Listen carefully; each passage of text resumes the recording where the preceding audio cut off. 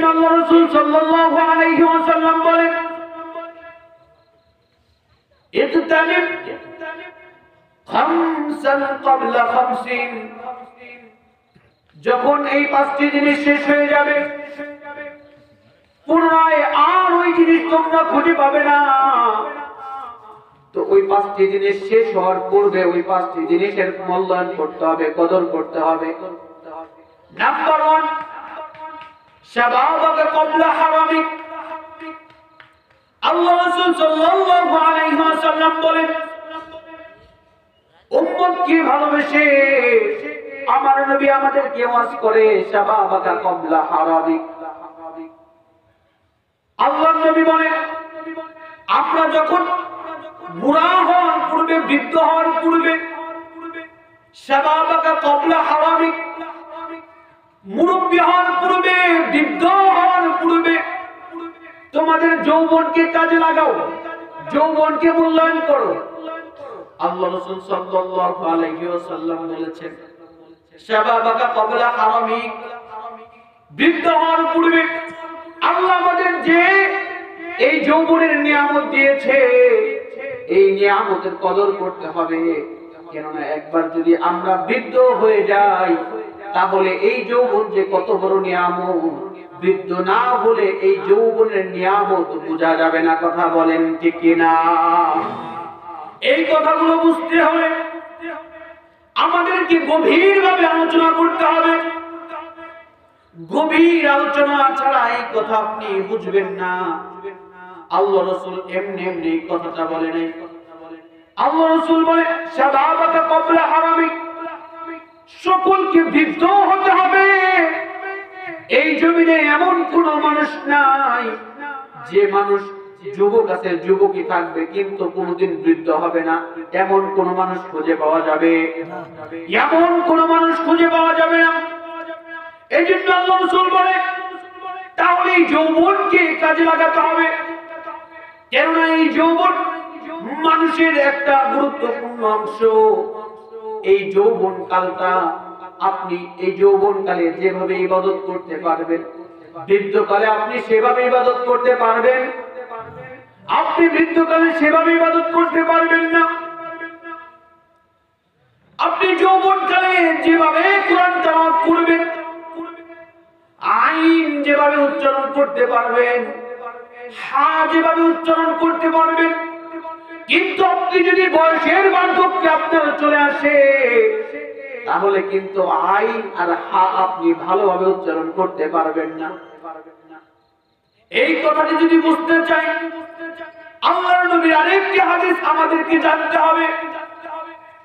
আল্লাহর নবী সাল্লাল্লাহু আলাইহি ওয়াসাল্লাম বলেন, কাল কিয়ামতের দিন আমাদের যখন আল্লাহ তাআলা হিসাব নেবেন, সেই সময় আল্লাহ আমাদেরকে একটা ছাড় দেবেন। কি ছাড় দেবেন? আল্লাহ ডেকে বলবেন, আমি তোমাদেরকে 3টা কাল দিয়েছি, একটা মাঝি, একটা মুজর, একটা আমত। একটা হচ্ছে পিছনে, আর একটা হচ্ছে এই যে এখন প্রেজেন্ট, আর একটা হচ্ছে তোমার সামনে ফিউচার। আমি আল্লাহ পাক রব্বুল আলামিন এই 3টি কালের 2টি কাল তোমাদেরকে মাফ করে দিলাম। সুবহানাল্লাহ বলেন। তোমাদের শিশুকাল যেটা, আমি আল্লাহ পাক রব্বুল আলামিন তোমাদের শিশুকালের হিসাব মাফ করে দিলাম, এবং তোমাদের বৃদ্ধকালের হিসাবটা মাফ করে দিলাম। এখন তোমরা শুধুমাত্র কেবলমাত্র আমার কাছে তোমাদের যৌবন কালের হিসাবটা দিয়ে জান্নাতে যাও। সুবহানাল্লাহ। কত সহজ আমার আল্লাহ করে দিলেন, বৃদ্ধকালের হিসাব মাফ করে দিলেন, আবার শিশু কালের হিসাব মাফ করে দিলেন। তাহলে যৌবন কালের দামটা কত বেশি। আমার ভাইরা, আমার বন্ধুরা,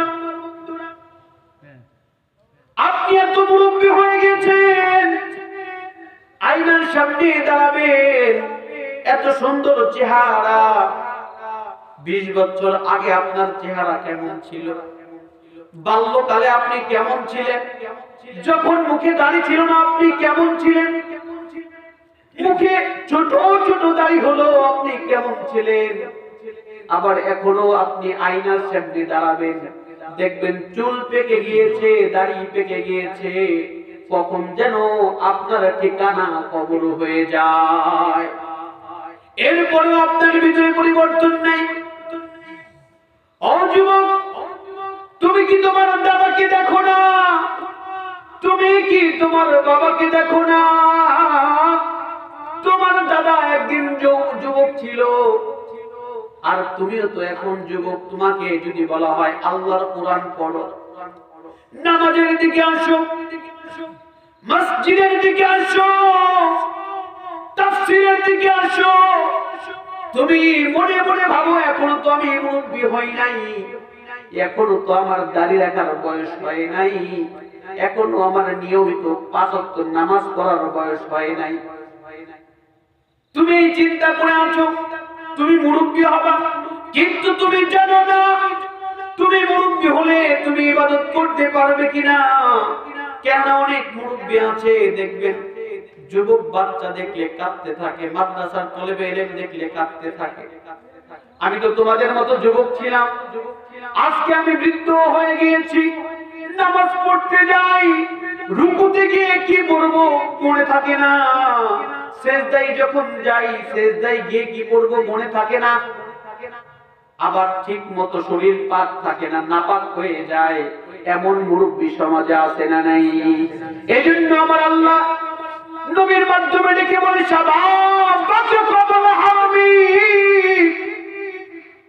এই যৌবন কালটাকে কাজে লাগাতে হবে। আল্লাহ তোমাকে শক্তি দিয়েছে, এই শক্তিকে কাজে লাগাতে হবে। এই শক্তির মাধ্যমে আল্লাহর ইবাদত করে আল্লাহর জান্নাতে যেতে হবে। কথা বলেন ঠিক কিনা? আর আপনি যদি বৃদ্ধ হওয়ার চিন্তায় থাকেন, তাহলে আল্লাহ ভালো জানে আপনি বৃদ্ধ হওয়ার চিন্তায় ভালো কাজ ছেড়ে দিলেন, কিন্তু বৃদ্ধ হওয়ার পূর্বে আপনার মৃত্যু হতে পারে কি পারে না। এই জন্য আল্লাহ রাসূল বলে শাবাবাকা ক্বাবলা হারামিক, বৃদ্ধ হওয়ার পূর্বে যৌবন কালকে কাজে লাগাতে হবে। যৌবনের মাধ্যমে, শক্তির মাধ্যমে ইবাদত করে আল্লাহর জান্নাত কামাতে হবে। আপনি এখন শীতের ভিতরে যেভাবে ঠান্ডা পানি দিয়ে নামাজ পড়তে পারবেন, বৃদ্ধ হলে কি আপনি সেটা পারবেন? পারবেন না। এই জন্য আপনার যৌবন কালটাকে কাজে লাগাতে হবে।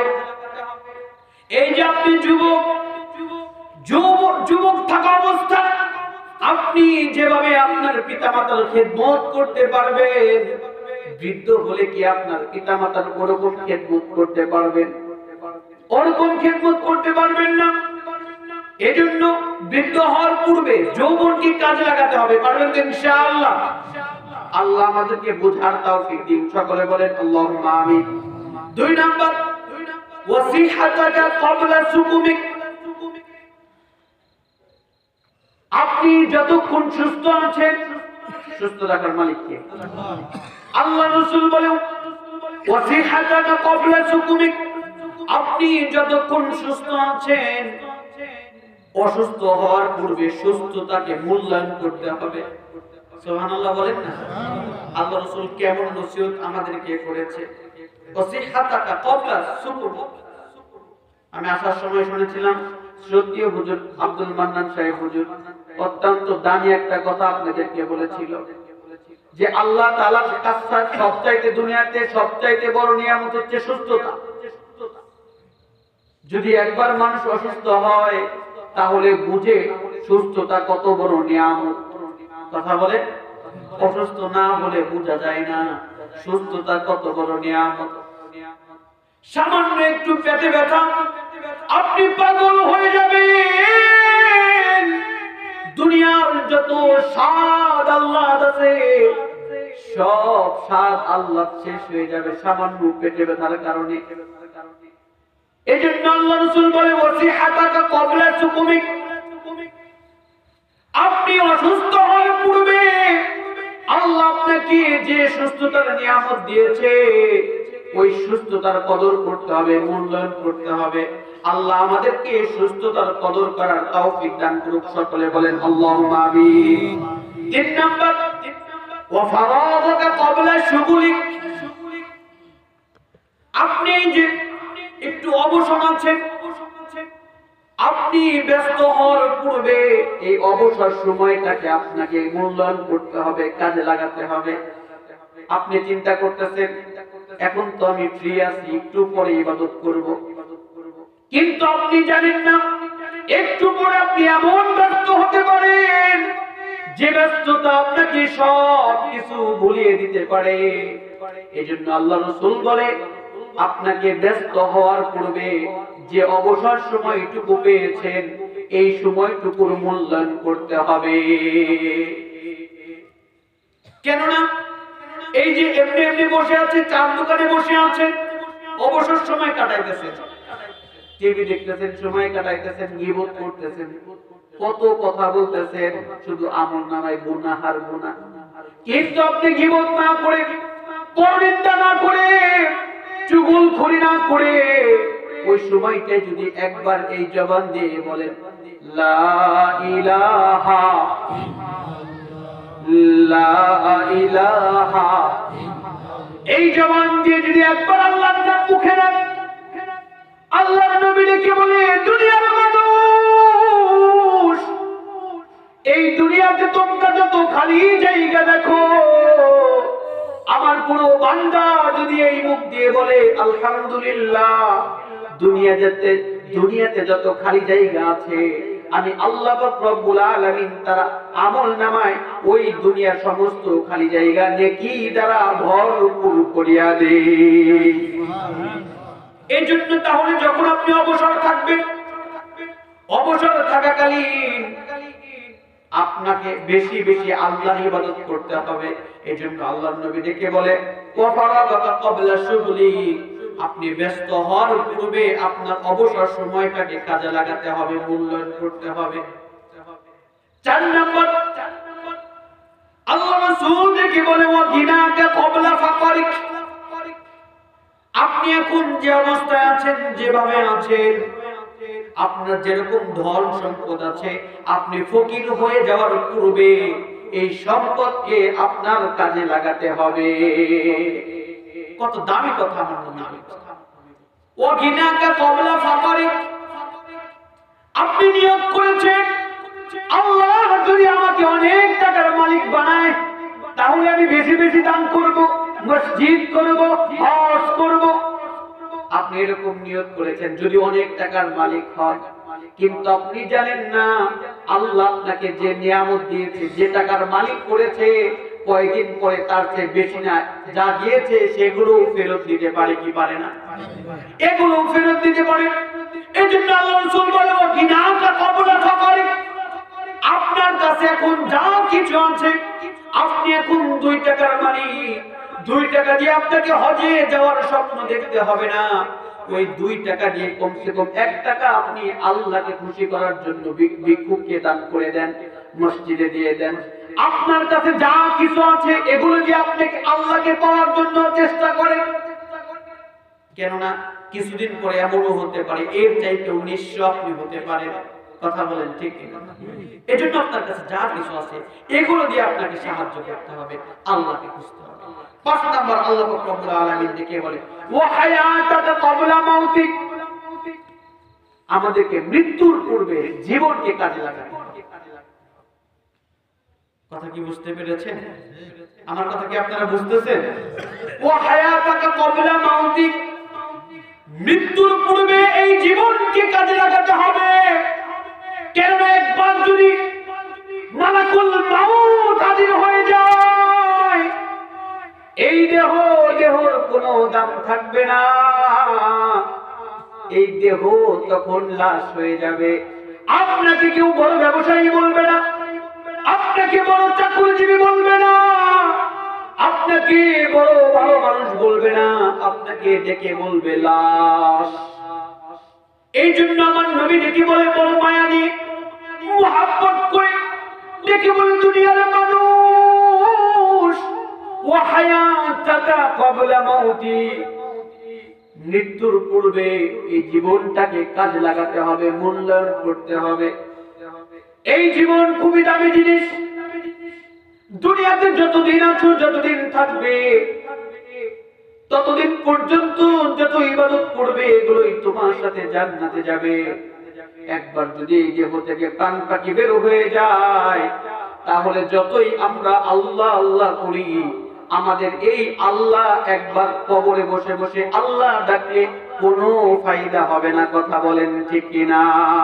এই জন্য আল্লাহর নবী কে বলে ওয়া হায়াতাকা ক্বাবলা মাউতিক, মৃত্যুর পূর্বে এই জীবনকে কাজে লাগাতে হবে, মূল্যায়ন করতে হবে। তাহলে কয়টি কথা আমরা বুঝলাম? পাঁচটি। আমার কথা কি বুঝতেছেন? কষ্ট করছেন নাকি? আমি কিন্তু এখন আমার ওয়াজে যাই নাই, মাত্র আমি ঢুকতেছি। খুবই দামি কথা আল্লাহ রাসূল বলেছে। এটা একটা তাফসীর মাহফিল, কোরআনের মাহফিল। এখান থেকে গিভ এন্ড টেক, আমি আপনাদের কাছ থেকে শিখবো, আপনারা কিছু কোরআনের কথা নেবেন। তো একটু মুখস্থ করেন। এক নম্বরে আল্লাহ রাসূল বলেছে বৃদ্ধ হওয়ার পূর্বে যৌবনকে কাজে লাগাতে হবে। মনে থাকবে তো ইনশাআল্লাহ? দুই নম্বরে কি? ওয়াসিহাতা ক্বাবলা সুকুমিক, আপনি অসুস্থ হওয়ার পূর্বে সুস্থতাকে কাজে লাগাতে হবে। তিন নম্বরে কি বলে? ওয়াফারাগা ক্বাবলা শুগলিক, ব্যস্ত হওয়ার পূর্বে অবসর সময়টাকে কাজে লাগাতে হবে। চার নম্বরে কি বলে? ওয়া গিনাকা ক্বাবলা ফাকরিক, আপনার কাছে যে সম্পদ আছে আপনি নিঃস্ব হয়ে যাওয়ার পূর্বে এই সম্পদকেই কাজে লাগাতে হবে, এই সম্পদের মাধ্যমে আল্লাহকে খুঁজতে হবে। পাঁচ নম্বরে কি বলে? ও হায়াতাকা ক্বাবলা মাউতিক, মৃত্যুর পূর্বে আপনার এই হায়াতটাকে কাজে লাগাতে হবে। আল্লাহ এই পাঁচটি কথার উপরে আমাদেরকে আমল করার তৌফিক দান করুন। সকলে বলেন আমিন। এমন কি কেউ আছেন যে আমাদেরকে মরতে হবে না? কথা বলেন। সবাইকে মরতে হবে, কেউ নাই যেখানে এমন আছে যে আমরা মরবো। সবাইকে মরতে হবে, সবাই দুনিয়া থেকে চলে যাবে। তো দুনিয়া থেকে চলে যাবেন, দুনিয়া থেকে চলে গেলে আরেকটা জীবন আমাদের জন্য আছে কিনা? আরেকটা জীবন আছে। ওই জীবনে আল্লাহ রাসূল সাল্লাল্লাহু আলাইহি ওয়াসাল্লাম বলেন, ময়দানে মাহশারে সবচেয়ে হতদরিদ্র কে হবে জানেন? সাহাবারা বলে হতদরিদ্র সে হবে যার টাকা পয়সা নাই, কিচ্ছু নাই, ধন দৌলত নাই, সেই তো হতদরিদ্র, সেই তো ফকির। আল্লাহ রাসূল বলে না, সে সবচেয়ে বড় ফকির না। সবচেয়ে বড় ফকির সে যার কাছে টাকা পয়সা সবকিছু আছে, কিন্তু ময়দানে মাহশারে ওই লোকটার কোন অনেক অনেক নেকি থাকবে, অনেক অনেক নেকি, পাহাড়কে পাহাড় নেকি। কথা বুঝছেন? সবচেয়ে হতদরিদ্র মানে কিচ্ছু নাই। রাসূল বলে ওই লোকটাকে বলে সে কাল কিয়ামতের দিন খুব খুশি থাকবে। সে তার পিছনের দিকে তাকাবে, দেখবে পাহাড়কে পাহাড় নেকি, নেকি আর নেকি, নেকি আর নেকি। কিন্তু সেখানে একটু পরে ওই লোকটার চার পাশে লোক এসে দাঁড়িয়ে যাবে, দাঁড়িয়ে বলবে, আল্লাহ এই লোকটাকে তুমি দুনিয়াতে পাওয়ার দিয়েছিলা, এই লোকটা তার সন্তান ছিল, সে আমার হক আদায় করে নাই, আমি তার প্রতিবেশী। আল্লাহ ওই দিন আমি বিচার দিতে পারি নাই, সে তো বড় লোক ছিল, আমি গরিব ছিলাম, কার কাছে বিচার দেব? আল্লাহ আজকে আমি তোমার কাছে বিচার দিলাম, আমার অধিকার আমি চাই। ওই দিন আল্লাহর কাছে বিচার দেবে। আবার কিছু লোক দাঁড়িয়ে যাবে, আল্লাহ আমি দুনিয়াতে তার বোন ছিলাম, সে আমার ভাই ছিল, কিন্তু আল্লাহ তুমি তো বলেছো বোনের একটা অধিকার আছে না নাই, হক আছে না নাই। আল্লাহ এই ভাইটা বাবা মারা যাওয়ার পরে সব সম্পত্তি নিজের নামে লিখে নিয়েছে, আমাকে কিচ্ছু দেয় নাই, ওই দিন কিছু বলতে পারি নাই, আমার স্বামী গরিব ছিল, আল্লাহ আজকে তোমার কাছে বিচার দিলাম, এর বিচার আমি চাই। এরকম ভাবে লোকজন দাঁড়ায় যাবে। আল্লাহ বলবে তাহলে বিচার করে দিচ্ছি। কিভাবে বিচার? আল্লাহ বলবে ঠিক আছে, তোমার যেহেতু এই হক মেরে খেয়েছে, এই আমলনামার যত সওয়াব আছে এগুলো তুমি নিয়ে যাও, এগুলো তুমি নিয়ে যাও। দিতে দিতে দিতে এক পর্যায়ে দেখবে আরো লোক দাঁড়িয়ে আছে। বলবে তাহলে এখন কি করবা? বলে আমার কাছে তো কোনো সওয়াব নাই। বলবে তাহলে সওয়াব নাই তাতে কি হয়েছে? তাদের গুনাহ তোমার আমলনামায় নিয়ে নাও। নাউজুবিল্লাহ। তাদের গুনাহ এখন ওই লোকটার আমলনামায় নিয়ে নেবে। নবী করিম সাল্লাল্লাহু আলাইহি ওয়াসাল্লাম ডেকে বলেন, কাল কিয়ামতের দিন এই লোকটাই হবে সবচেয়ে হতদরিদ্র, যার কাছে পাহাড়কে পাহাড় নেকি থাকবে, কিন্তু এই নেকি তার কোনো কাজে আসবে